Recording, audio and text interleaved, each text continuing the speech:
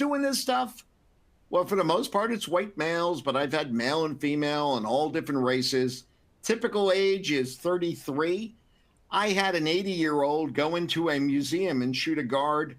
I've had elementary school kids commit active shooting. So it could be anywhere, but that's the average of what we've seen. When's it happening? Well, for the most part, during business hours, because that's where you're going to find the mass amount of people.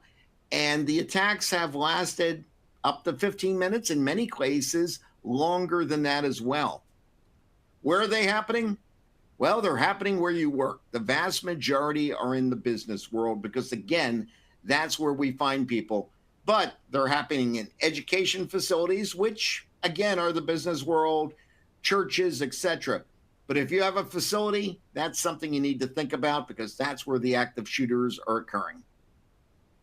There's also a financial cost to all this. And by the way, life is the most important thing here, protecting people.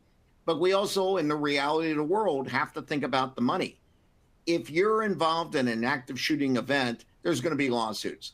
And the typical jury award's about $4.5 million per victim that's been killed.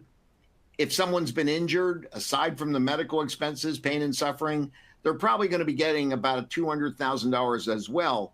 When you look at some of these shootings, like I had the one school shooting, 17 people killed, another 17 wounded, it can easily bankrupt very quickly. When it happens in a government location, it's the taxpayer that's going to pay for all that. And rightfully so. These people need to be compensated. But think about your business and what your resources are.